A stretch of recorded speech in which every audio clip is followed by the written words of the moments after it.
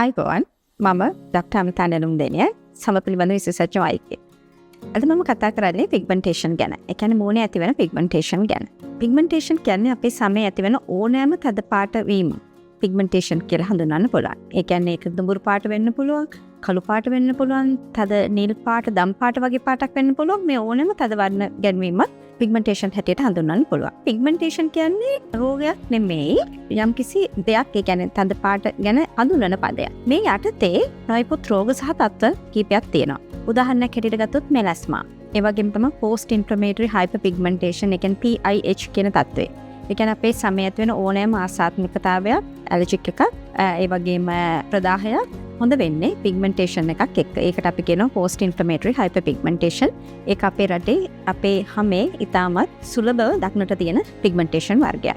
ඒ වගේම තමයි අපේ හැමේ තවත් පිග්මන්ටේෂන් නොයෙකුත් වර්ග එනවා මූණේ. උදාහරණයක් හැටියට අපි කතා කරනවා නම් සමහරක් ලප වර්ග. ඒ කියන්නේ හොරිස් නීවස් කියලා තියෙනවා ලපයක්. ඒ වගේම නීවස් ඔෆ් ඕටා කියලා තියෙනවා. ඒ ලපයක් විදිහට හැමේ එන පිග්මන්ටේෂන්.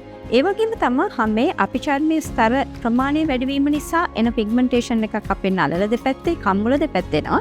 ඒකට අපි කියනවා ඇකැන්තෝසිස් නයිග්ලිකන්ස් කියලා. මම මේ සියල්ලම ගැන කිව්වේ මේ පිග්මන්ටේෂන් කියලා අපි කතා කරාට මේ පිග්මන්ටේෂන් යටතේ නොයෙකුත් තව රෝග සහ තත්ත්ව තියෙනවා. ඉතින් මේ රෝග සහ තත්ත්ව අඳුනා ගැනීම ඉතාමත් වැදගත් ප්‍රතිකාර කරන්න කලින්. මොකද මේ රෝගයන්ට සහ තත්ත්වයන්ට තියෙන ප්‍රතිකාර වෙනස්. උදාහරණයක් හැටියට අපි කතා කරනවා නම් මෙලස්මා අපිට බහුලවම දක්නට තියෙන පිග්මන්ටේෂන් වර්ගයක්. කම්බුල දෙපැත්තේ දුඹුරු පාට ලප හැටියට මතුවේ.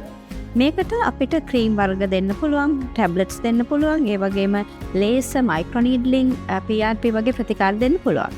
හැබැයි තව පිග්මන්ටේෂන් එකක් තියෙනවා, acquired dermal hypermelanosis කියලා. ඒ කියන්නේ තද නිල් පාටට වගේ එන පිග්මන්ටේෂන් එකක්. ඒක පසුකාලීනව මොකක් හරි හේතුවක් නිසා, විශේෂයෙන් hair dye පාවිච්චිය වගේ දේවල් නිසා පස්සේ කාලෙක එන පිග්මන්ටේෂන් එක.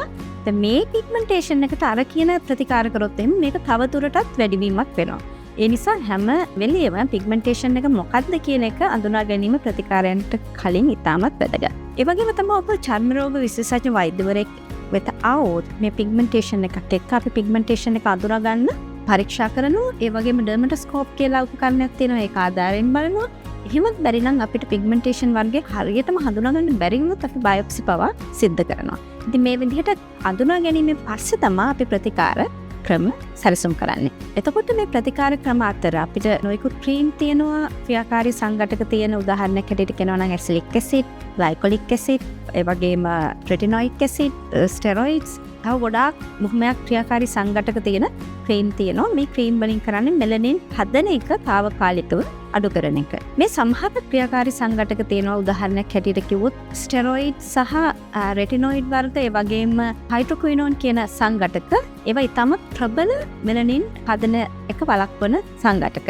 මේවා ප්‍රබලත්වයේ වගේම මේ වගේ අතුරු ආබාධත් වැඩි. ඒ නිසා හැම වෙලාවෙම මේ වගේ සංඝටක භාවිතා කරන්න ඕන වෛද්‍ය උපදෙස් වලින් පස්සේ. ඒ වගේම මේ ප්‍රබල සංඝටක අපි භාවිතා කරනවා ප්‍රතිකාර කරන්න. ඒ වගේම අර අනිකුත් සංඝටක කෝජික් ඇසිඩ්, ඇල්ෆා බියුටින් වගේ සංඝටක අපි භාවිතා කරනවා මේන්ටෙනන්ස් ට්‍රීට්මන්ට් හැටියට. ඒ කියන්නේ ප්‍රතිකාර කරාට පස්සේ තවදුරටත් මේවා එන එක වළක්වා ගන්න යොදන ප්‍රතිකාර හැටියට.